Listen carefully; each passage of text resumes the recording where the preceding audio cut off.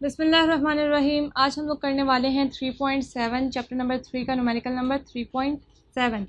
देखते हैं कि इसमें हमें क्या कह रहे हैं। हमें कह रहे हैं कि an electron m is equals to 9.1 multiply by 10 की power minus 31 kg travelling at 2.0 multi 10 की पावर 7 ms-1 या फिर मीटर पर second undergoes a head on collision with a hydrogen atom. यहाँ पे हमें हाइड्रोजन एटम का भी मैस दिया है और उस इलेक्ट्रॉन का भी मैस दिया है जो कि मूव कर रहे हैं किस स्पीड के साथ, 2.0 मल्टी 10 की पावर 7 मीटर पर सेकेंड की स्पीड के साथ। और उसके बाद हमें कहा है कि collision with a hydrogen atom which is initially at rest. वो पहले क्या था, रेस्ट के ऊपर था। Assuming the collision to be perfectly elastic and motion to be along a straight line, find the velocity of hydrogen atom. आप क्या find करें, वेलोसिटी फाइंड करें किसकी, हाइड्रोजन एटम की, जिसका मैस कितना है 1.67 मल्टीप्लाई 10 की पावर माइनस 27 kg। तो हम यहाँ पर लिख लेते हैं। सबसे पहले हम लोग लिख लेते हैं मैस ऑफ इलेक्ट्रॉन। वो हमारे पास कितना था, m1 उसे कहते हैं 9.1 मल्टीप्लाई बाई 10 की पावर माइनस 31 kg। ओके, उसके बाद हम लिख लेते हैं मैस ऑफ हाइड्रोजन, उसे हम कहते हैं m2।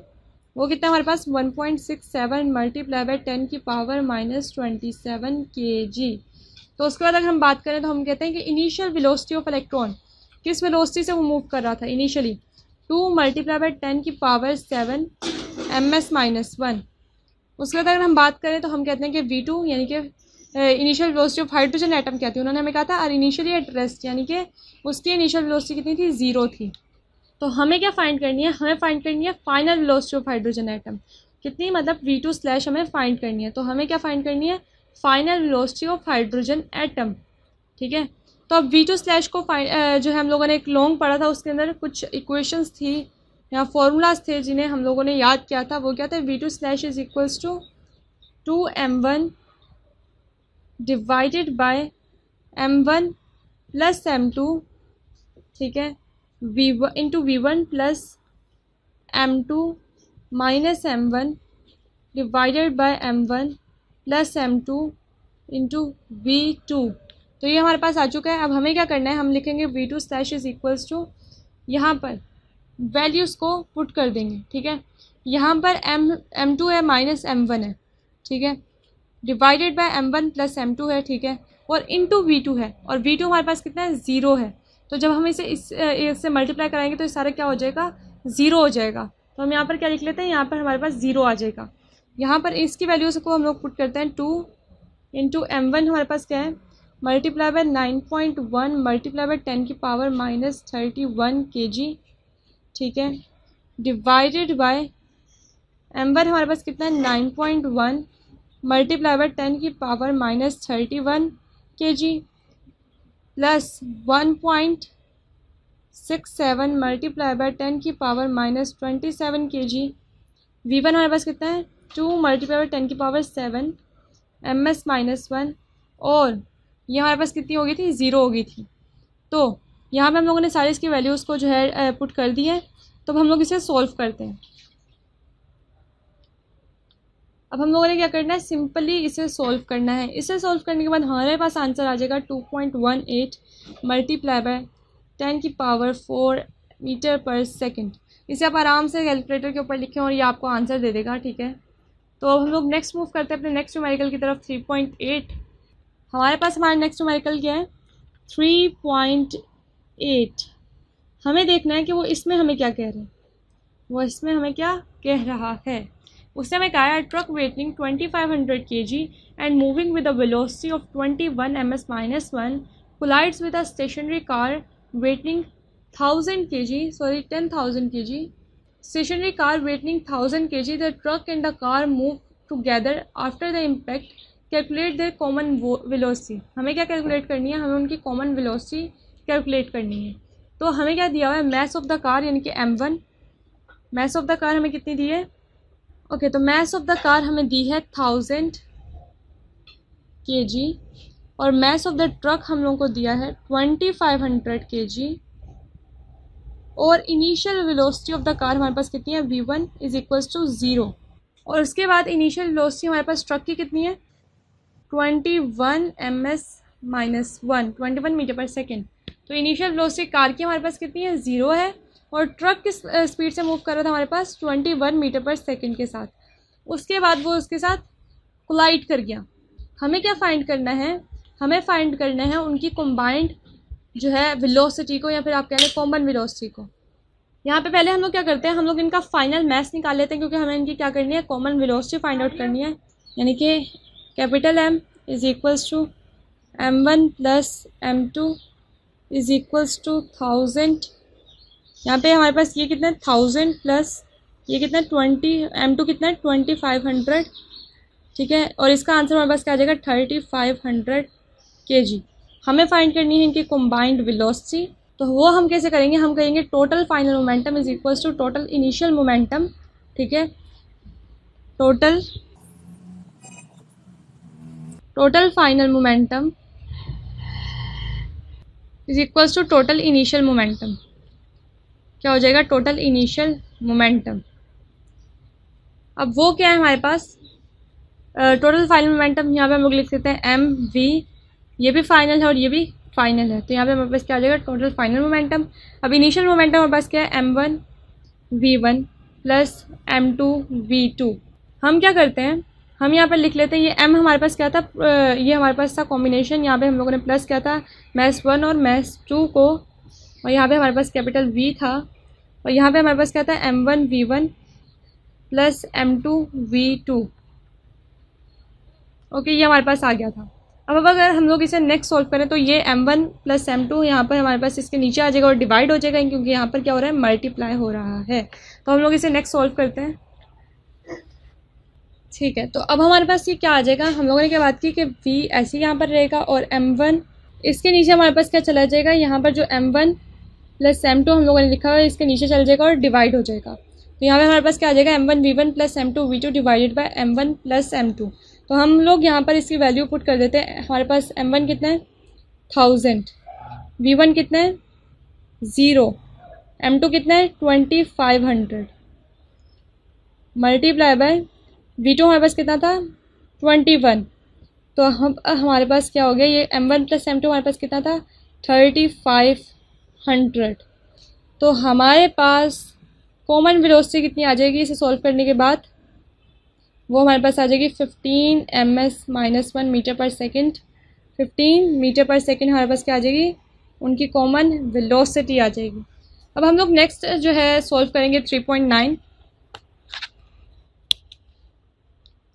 नेक्स्ट हम लोग क्या सॉल्व करने वाले हैं 3.9। उसमें हमें क्या कहते हैं, उसमें हम लोग हमें कहते हैं कि 2 blocks of message 2.0 kg and 0.50 kg are attached at the two ends of a compressed string। यानी कि ये भी हमारे पास जो है न्यूमेरिकल हम लोगों ने पहले भी ऐसा किया है कि वो एक स्प्रिंग होता है जिसमें 2 मैसेज कंप्रेस्ड हुए होते हैं। The elastic potential energy stored in the spring is 10 जॉल। जो इलास्टिक पोटेंशियल एनर्जी है ना, जो कि स्प्रिंग के अंदर स्टोर्ड हुई है, वो हमारे पास कितनी है 10 जॉल है। हम लोग साथ साथ में इसका जो है डाटा लिख लेते हैं। सबसे पहले उन्होंने हमें क्या दिया है, mass of the first block कितना है m1, और सेकंड ब्लॉक का भी दिया हुआ है m2। तो हम यहाँ पे लिख लेते हैं, पहले का कितना है 2 kg और दूसरे का कितना है 0.5 kg। उसके बाद उन्होंने हमें कहा है कि the elastic potential energy stored in the spring. Elastic potential energy यहाँ पे लिखते हैं potential energy of spring, potential energy of spring कितनी है हमारे पास 10 जॉल, ठीक है। उसके बाद उन्होंने कहा find the velocities of the block if the spring delivers its energy to the block when released, ठीक है। तो जब वो कंप्रेस थी तो हमारे पास जो है, हमारे पास initial velocity of the first block and initial velocity of the second block कितनी थी हमारे पास 0 थी दोनों। तो यहाँ पे हम लोग लिख लेते हैं 0। उसके बाद हम लोग को क्या फाइंड करने के लिए कहा उन्होंने हमें कहा कि find the velocities of the block if the spring delivers its energy to the block when released, ठीक है। तो हमें फाइंड करनी है final velocity of the first block and final velocity of the second block. हमें क्या find out करना है, हमें फाइंड आउट करना है v1 slash is equals to v2 slash, हमें ये फाइंड आउट करना है। हम क्या करेंगे, हम कहेंगे total final momentum is equals to total initial momentum, यानी कि m1 v1 slash plus m2 v2 slash is equals to m1 v1 plus m2 v2। हम लोग यहाँ पे ये नोट डाउन कर लेते हैं, लेकिन उससे पहले हम लोग क्या करते हैं, हम लोग सोल्यूशन की हेडिंग दे लेते हैं। तो अब क्या करेंगे हम लोग, total final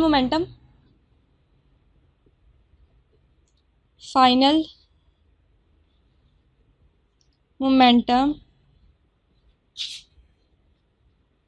is equals to total initial momentum.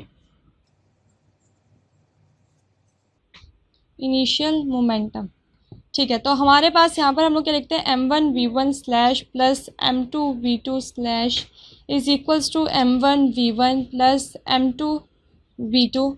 m1 यानी कि हमारे पास कितना है 2 और v1 स्लैश उसी तरीके से हम लोग लिख देंगे, प्लस m2 हमारे पास कितना है 0.5, v2 स्लैश हम लोग उसी तरीके से लिख देते हैं। ठीक है, v2 slash is equals to m1v1, v1 हमारे पास 0 है, v2 हमारे पास 0, जब मल्टीप्लाई होगा तो हमारे पास क्या हो जाएगा, पूरी इक्वेशन ही 0 हो जाएगी। तो हम क्या करेंगे, हम कहते हैं कि यहाँ पर हमारे पास क्या बचा 0.5 v2 स्लैश और यहाँ पे हमारे पास क्या बचा 2v1 स्लैश। अब इसको इधर को ले जाएंगे तो ये हमारे पास क्या होगा माइनस, और बीच में इज इक्वल्स टू, तो ये हमारे पास माइनस आ जाएगा। v2 स्लैश हमें फाइंड आउट करना है। ठीक है, हमें क्या फाइंड आउट करना है, v2 स्लैश,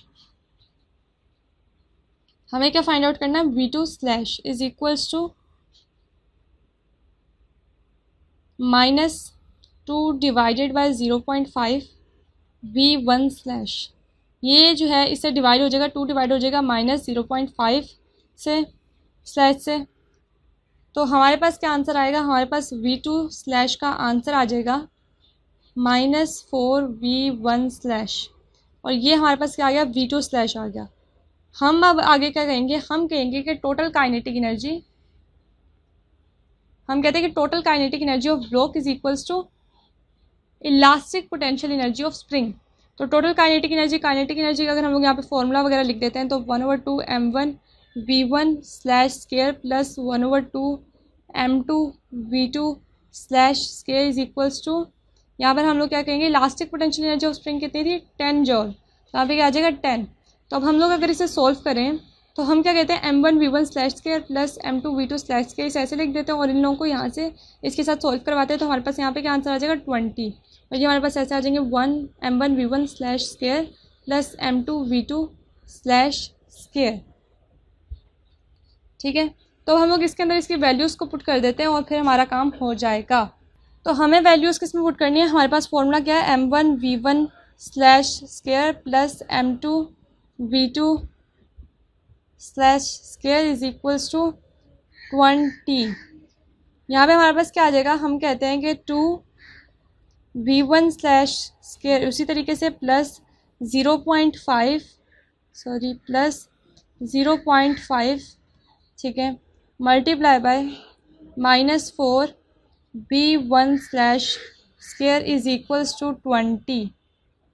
ठीक है, तो ये हमारे पास क्या हो जाएगा 2v1 स्लैश स्केयर प्लस, इसको सॉल्व करेंगे तो हमारे पास क्या आ जाएगा 8v1 slash square is equals to 20।